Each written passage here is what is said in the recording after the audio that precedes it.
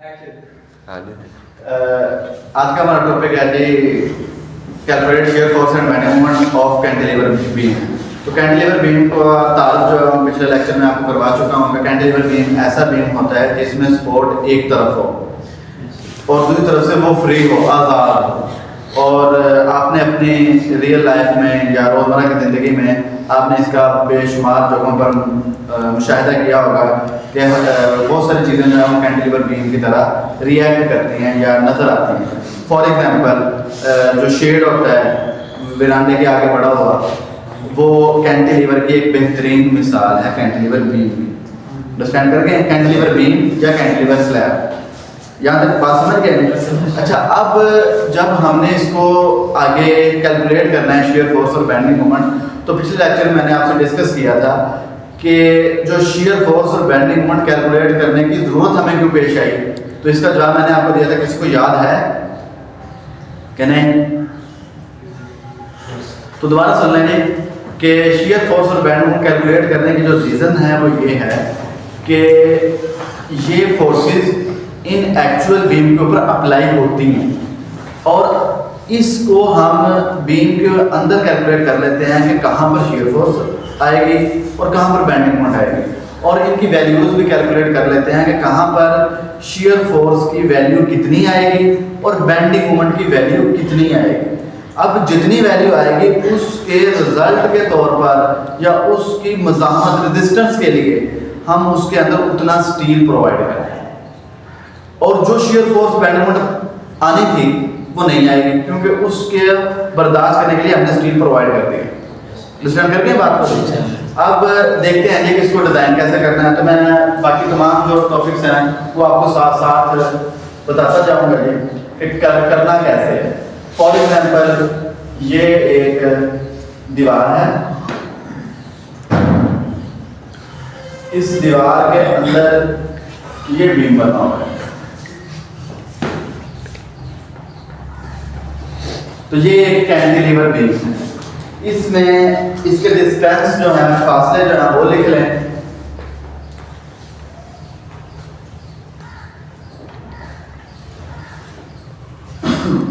इसके ऊपर लोडिंग है। फॉर एग्जांपल मैं आपको क्योंकि एक ही न्यूमेरिकल करवाऊंगा, बाकी तमाम आप करेंगे। तो पिछले लेक्चर में मैं आपको बता चुका था कि शियर फोर्स और बेंडिंग को ड्रा किस तरह करते हैं विदाउट एनी कैलकुलेशन। तो इसमें मैं आपको पॉइंट लोड और यूडीएल दोनों के साथ करवा देता हूँ। आपके दोनों न्यूमेरिकल हो जाएंगे, पॉइंट लोड वाले आएंगे तो वो भी ऐसे ही हो जाएंगे और यूडीएल वाले आएंगे तब भी ऐसे ही हो जाएंगे। तो देखें जी, 2000 किलोग्राम,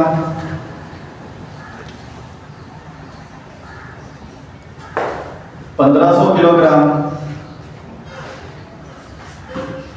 और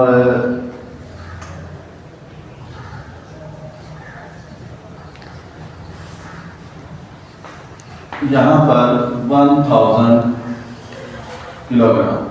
और ये वाला जो है लोडिंग सुन लें जी, तरतीब लोडिंग की 2000 किलोग्राम, 1500 किलोग्राम और 1000 किलोग्राम। और जो यूडीएल है ये होगा जी 8 किलोग्राम पर सेंटीमीटर, यानी 1 सेंटीमीटर पर 8 किलोग्राम है। ये कोई दीवार बनी हुई है, कोई स्टैटिक लोड है जो ऊपर रखा हुआ है या मिट्टी डाली गई है, व्हाटएवर जो भी हो सकता है। तो अब आप इसके जो डिस्टेंस है वो देख लें कितना कितना बनता है। तो ये 30 सेंटीमीटर है, ये 60 सेंटीमीटर है, ये 30 सेंटीमीटर है और ये भी 60 सेंटीमीटर है। तो टोटल बीम की जो लेंथ है वो कितनी हो गई है जी 180, यानी 60, ये हो गया 60, 120 और 180 सेंटीमीटर, यानी 1.8 मीटर, तकरीबन 2 मीटर और 5-6 फुट का बीम है, जिसके ऊपर ये जो लोड है ये आ रहा है 60 सेंटीमीटर पर, और इसके बाद ये 3 इसके ऊपर जो है वो पॉइंट लोड एक्ट कर रहे हैं। अंडरस्टैंड करके अब हमने ये हमारा बीम को समझने का या क्वेश्चन इस तरह आएगा आपको या जब आपने डिज़ाइन करना है इन फ्यूचर तो ऐसे डिज़ाइन करना है, या पेपर में जब आए तो इस तरह का क्वेश्चन आएगा। आपने जो इसके स्टेप बना लेने हैं ताकि समझना और इसको करना आसान हो। तो स्टेप 1 आपने क्या कर रखना है, फ्री बॉडी डायग्राम।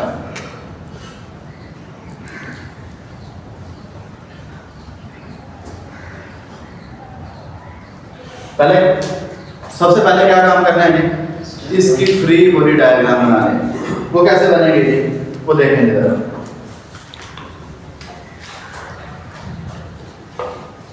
सपोर्ट को इस तरह दाखिल करेंगे और बीम इस तरह दाखिल किया जाएगा, ठीक है। उसके ऊपर आने वाली जो लोडिंग है वो इस तरह दाखिल होगी।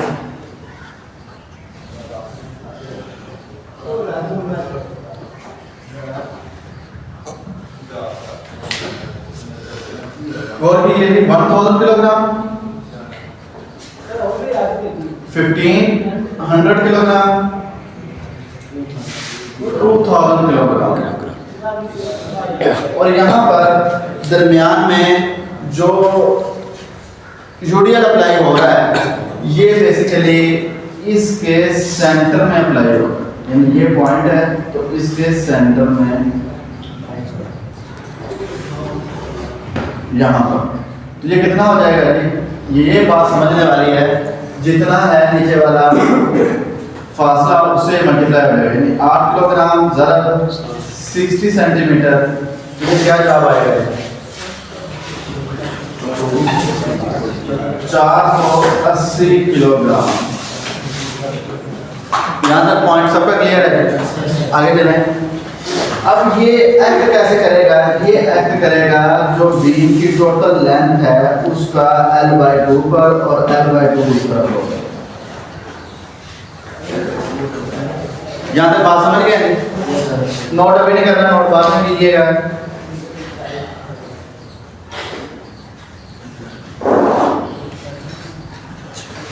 तो ये 30 सेंटीमीटर है, ये 60 सेंटीमीटर है, ये भी 30 है और ये 60 सेंटीमीटर। अब ये कितना होगा जी,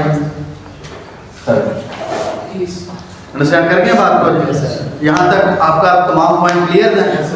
अब आपने क्या काम करना है, अब आपने इसको नंबरिंग दे लेनी है। ये सारा काम किसमें करना है, ये तमाम काम आपने फ्री बॉडी डायग्राम में करना है। तो point A, B, C, D और पी, ठीक है। अब आपने जब शियर फोर्स और बेंड मोमेंट को कैलकुलेट करने से पहले बीम के ऊपर लगने वाली फोर्सेस का ख्याल रखें। बीम के ऊपर बेसिकली 3 तरह की फोर्सेस लगती हैं, एक वर्टिकली, एक हॉरिजॉन्टली और एक क्लॉकवाइज एंड एंटी क्लॉकवाइज, यानी जो बीम को घुमाएगी। तो कौन कौन सी है? पहली फोर्स होगी हॉरिजॉन्टल फोर्स,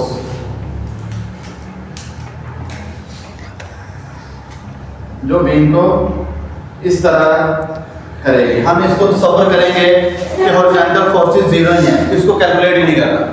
जिस लेवल पर आप हैं एमफिल या पीएचडी में इसको भी कैलकुलेट किया जाता है कि हॉरिजॉन्टल फोर्सेस कौन सी, ये कौन सी होती हैं। ये बाहर से एटमॉस्फेरिक प्रेशर, विंड प्रेशर और इस तरह के जो प्रेशर्स आ रहे हैं वो अलग होते हैं। एक होती है ये वाली फोर्सेस वर्टिकल फोर्सेस जो नीचे से ऊपर की तरफ आ रही हैं, और एक वो फोर्स होती है जो बीम को टर्न देती है एम, यानी मोमेंटम की फोर्स है, हॉरिजॉन्टल फोर्स है और वर्टिकल फोर्स है। तो इनको आपने मद्देनजर रखना है। एक फिनोमिना समझ लें, एक बात को समझ लें कि बीम की सूरत में जो अपवर्ड है, यानी जो नीचे से ऊपर की तरफ अप्लाई हो रही है, वो क्या होगी, पॉजिटिव रखनी, और जो डाउनवर्ड होगी वो आपने क्या रखनी है, नेगेटिव। यानी अगर तीर का निशान नीचे की तरफ है, आपको डायग्राम में नजर आ रहा है, या ऊपर जो लोड पड़ा हुआ है, लोडिंग नीचे की तरफ अमल करेगी, जाहिर है, तो वो नेगेटिव होगी।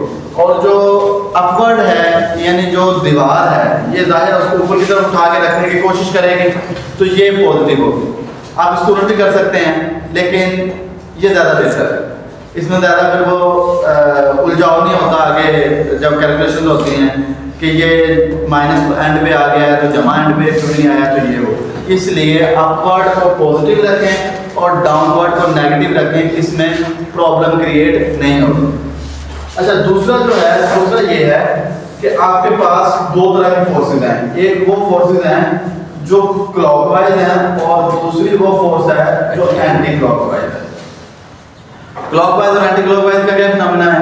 क्लॉकवाइज घड़ी की सिमत की तरफ चलने वाली है, जिस तरह घड़ी चलती है कि पहले 12 बजते हैं, फिर 1 बजता है, फिर 2 बजते हैं, तो वो इस डायरेक्शन में होती है। ठीक है, ये है क्लॉकवाइज, तो इसको लेना है पॉजिटिव, और ये है एंटी क्लॉकवाइज, इसको लेना है नेगेटिव। ये होगी मोमेंट के लिए फोर्स और ये होगी शियर के लिए। ठीक है, अंडरस्टैंड कर गए यहाँ तक? अच्छा, अब आपने रिएक्शन आपने लफ्ज़ सुना होगा उसमें, जब थ्योरी पढ़ रहे थे तो रिएक्शन मालूम किया करते हैं। इसमें जितना लोड होगा वो तमाम का तमाम इसी के ऊपर आएगा। इसको इतना स्टेबल होना चाहिए इस पॉइंट ए को कि ये अपने ऊपर आने वाला तमाम लोड अप्लाई कर सके। तो अंडरस्टूड सी बात है कि सारे का सारा लोड एक ही स्पॉट पे आना है, इसलिए हमें दो अलग अलग रिएक्शन मालूम करने की जरूरत ही नहीं। यानी 1000 और 2000 3000 3500 और 480 3980। ठीक है, 3980 किलोग्राम इसका रिएक्शन है पॉइंट ए।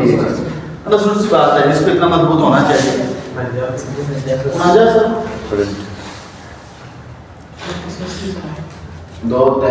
ठीक है, 4980 किलोग्राम वजन इसको बर्दाश्त करने की, उठाने की या इतना खड़ा रहने की इसकी सलाहियत होनी चाहिए किलोग्राम। अब ये वैसे कैलकुलेट करके लिखने हैं, इसमें कोई प्रॉब्लम नहीं है, ना भी लिखें तब भी कोई मसला नहीं। अब अगली बात है कि हमने कैलकुलेट करनी है शियर फोर्स।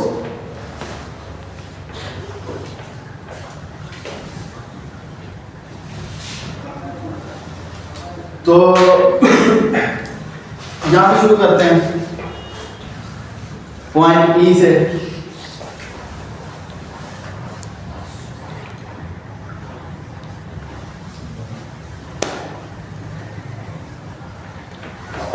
पॉइंट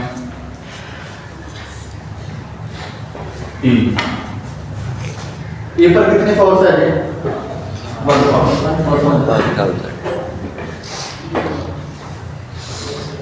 इसी तरह डी पर कितनी है?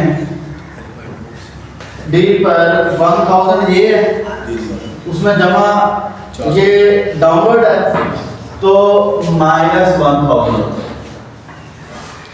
डाउनवर्ड है ना, -1000 और ये -1000 जमा माइनस, ये भी डाउनवर्ड लग रही है तो डाउनवर्ड नेगेटिव होगी, तो -480 -1480 किलोग्राम। ठीक है, या तो पॉइंट क्लियर हो रहा है, समझ आ रही है? आगे पॉइंट आ जाता है कि आपका पॉइंट सी। सी पॉइंट पर 1480 माइनस ये वाला आ जाएगा, इसमें जमा होगा -1500 -2980 किलोग्राम। ठीक है, यहाँ तक बात समझ रहे हो? अब पॉइंट बी पर, तो बी पर पहले वाले आ जाएगा -2980 जमा